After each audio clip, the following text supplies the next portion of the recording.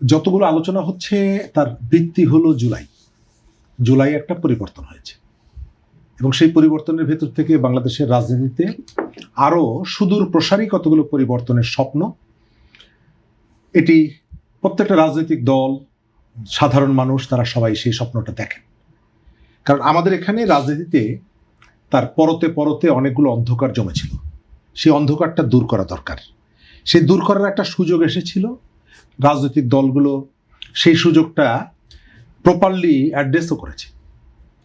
এতগুলো রাজনৈতিক দলের শীর্ষ নেতারা মাসের পর মাস তারা বৈঠক করেছে, অর্থ তারা প্রত্যেকেই চায় যে আমাদের রাজনীতিতে একটা পরিবর্তন আসুক। এবং আপনি জানেন যে আমাদের এখানে জাতীয় সংসদকে ইফেক্টিভ করার ক্ষেত্রে সবথেকে বড় বাধাটা ছিল হচ্ছে ৭০ অনুচ্ছেদ। পার্লামেন্ট মেম্বাররা দলের বাইরে কথা বলতে পারতেন না। সেখানে কিন্তু একটা পরিবর্তন এসেছে।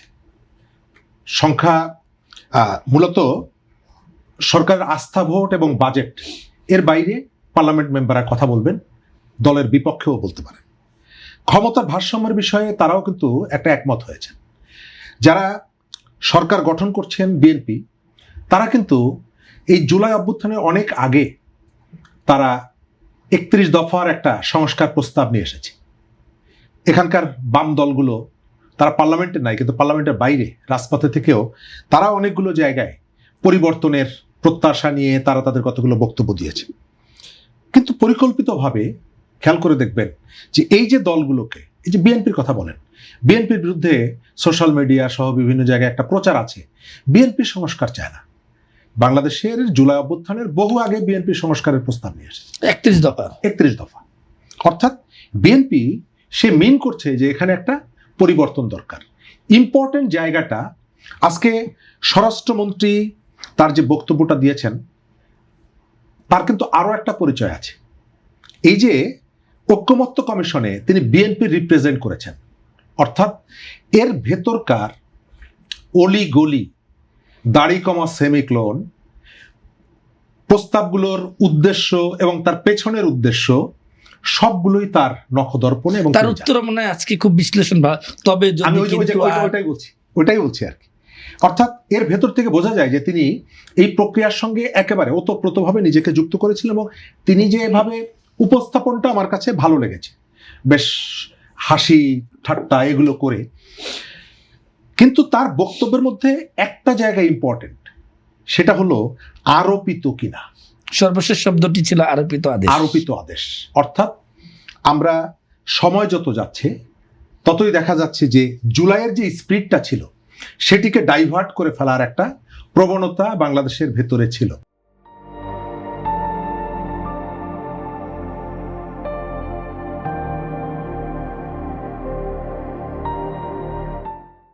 সংবিধানকে ফেলে দিতে হবে, প্রতিষ্ঠানগুলো সব ভেঙে ফেলতে হবে, সেনাপ্রধানকে সরাতে হবে, রাষ্ট্রপতিকে রাখা যাবে না। জুলাই চেতনার সঙ্গে এক ধরনের আত্মপ্রতারণা বলা যায়। এই যে জায়গাগুলো, যে মানুষগুলো রাস্তায় নেমেছিল, মানুষগুলো এত হিসাব করে রাস্তায় নামেনি। তারা ১.৫ দশকের একটা শাসন, তারা চেয়েছে দেশের মধ্যে কতগুলো ইতিবাচক পরিবর্তন হোক, কিন্তু মানুষের সেই আকাঙ্ক্ষাকে ডাইভার্ট করে, এবং আপনি দেখেছেন যে এখানে পরস্পর বিরোধী এক একটা ফোর্সকে দাঁড় করানো হয়েছে। সব থেকে আলোচনার বিষয়, মনিরুল হক চৌধুরীও একটা লম্বা বক্তৃতা করেছেন। তিনি একজন বর্ষিয়ান রাজনীতিবিদ, একেবারে সেই কয়েক দশক থেকে রাজনীতির সাথে যুক্ত আছেন, ছাত্র নেতা ছিলেন, ডাকসাইটের নেতা ছিলেন। তিনিও বলেছেন যে আমাদের রাজনীতির ভেতরে একটা পলিটিক্স ঢুকানো হয়েছে। আমাদের যে উদ্দেশ্যটা ছিল, জুলাইয়ের যে প্রত্যাশাটা ছিল, সেই প্রত্যাশাটা এখানে পেছনে ফেলা হয়েছে। ২৪ এবং ৭১কে খুব পরিকল্পিতভাবে, ইচ্ছাকৃতভাবে মুখোমুখি দাঁড় করানো হয়েছে এবং এর ভেতর থেকে ২৪ নিয়ে যেহেতু ইমিডিয়েট ঘটনা, মানুষের আবেগ ইমোশন আছে, এটাকে সামনে রেখে ৭১-এর পরাজয়ের যে গ্লানি, সেই গ্লানি মুছে ফেলার একটা প্রবণতা এর মধ্যে। গ্লানি না প্রতিশোধটাও আছে, গ্লানিটাও আছে। পরাজয়ের প্রতিশোধটাও নেওয়ার প্ল্যান আছে, আবার গ্লানিটাও আছে যে আমরা তখন পারিনি, এবং এই কথাগুলো প্রকাশ্যে বলা হয়েছে। এবং সেই জায়গাগুলোর থেকে টার্গেট হচ্ছে সংবিধান, সেই জায়গাগুলোর থেকে টার্গেট হচ্ছে বাংলাদেশের সংস্কৃতি, সেই জায়গার থেকে টার্গেট হচ্ছে বাংলাদেশের অন্যান্য যে ঐতিহাসিক যে অর্জনগুলো। আমার ধারণা, এবং আজকে আমি বিএনপিকে এই পজিশনে অ্যাপ্রিসিয়েট করি যে বাংলাদেশের অন্তর্বর্তীকালীন সরকার এখানে খুব প্ল্যানফুললি একটা রাজনৈতিক সংকট তৈরি করার একটা ইচ্ছা তাদের ছিল।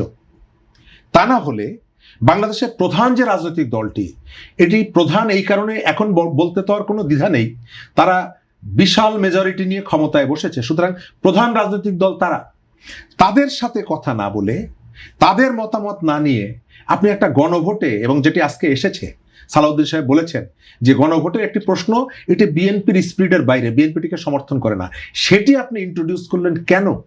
তার অর্থ হলো যে আপনি এই যে সংস্কারের যে মানুষের প্রত্যাশা, সংস্কারের যে প্রয়োজনীয়তা, সেটাকে আপনি ডাইভার্ট করে অন্য কতগুলো এজেন্ডা নিয়ে এসেছেন, যে কাজগুলো আলী রিয়াজরা করেছে। আমি যেটা মনে করি যে বাংলাদেশের রাজনীতিকে সংকটের মুখে ফেলে দেওয়ার উদ্দেশ্য থেকে এই কাজগুলো করা হয়েছে।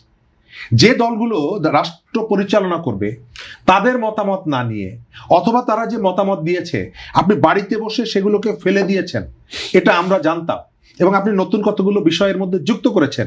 কিন্তু আজকে আমরা দেখলাম যে এখানের অনেকগুলো বিষয় হলো আরোপিত, অর্থাৎ এটি শুধুমাত্র আলী রিয়াজ সাহেবরা বা তাদের সঙ্গে যারা যুক্ত ছিলেন তাদের ইচ্ছা করে এটি শুধু করেছে তা না, বাইরের থেকে কেউ এখানে চাপিয়ে দিয়েছে, এবং চাপিয়ে যে দিয়েছে, কেউ কেউ বলেন কপি পেস্ট। আপনি একটা ঘটনায় বুঝতে পারবেন সংস্কার কাদের দরকার। বাংলাদেশের ইস্যু, বাংলাদেশের পলিটিক্যাল পার্টিগুলো বৈঠক করছে, বাংলাদেশের আপনি প্রান্তিক মানুষের সাথে কথা বলছেন, কিন্তু যখন সেই ড্রাফটটা ফাইনাল হতে যাচ্ছে তখন আমাদের আলী রিয়াজ সাহেব তার টিম নিয়ে যখন আমেরিকান এম্বাসিতে গিয়ে তাদের সাথে এই বিষয়টা নিয়ে বৈঠক করে, সঙ্গত কারণে প্রশ্ন জাগে যে সংস্কারটা এটি কি আমাদের এখান থেকে স্বাভাবিকভাবে উত্থাপিত, নাকি বাইরে কেউ কেউ এইখানে মেন্টরের ভূমিকা পালন করছে? তিনি মানে ডক্টর আলী রিয়াজ, তিনি বাংলাদেশের নাগরিক না হওয়ার পরেও তিনি এই কাজটি করেছিলেন, অ্যাপ্রিসিয়েট করতাম আমরা ওই পর্যন্ত। যদি তিনি এই কাজটি না করতেন, এবং আমি জানি না কার পরামর্শে তিনি করেছেন, এবং যতদিন আলোচনাগুলো চলতে থাকবে ততদিন এই ইস্যুটা বারবার আসবে, কারণ বাংলাদেশের রাজনীতিতে কারো হস্তক্ষেপ, সেটি ইন্ডিয়া হোক, সেটা আমেরিকা হোক, পাকিস্তান হোক, চীন হোক, মানুষ এটি আর গ্রহণ করতে চাইছে না। সুতরাং বাংলাদেশের রাজনৈতিক সংস্কার নিয়ে যখন ঐক্যমত্য কমিশন আমেরিকান দূতাবাসে গিয়ে বৈঠক করেছেন রাষ্ট্রদূতের সাথে, স্বাভাবিকভাবে তারা এমন একটা প্রশ্ন তৈরি করে রেখে গেছেন যে প্রশ্নটা যতদিন এই জুলাই সনদ, যতদিন এই ইস্যুগুলো আসবে ততদিন এই প্রশ্নটা অবশ্যই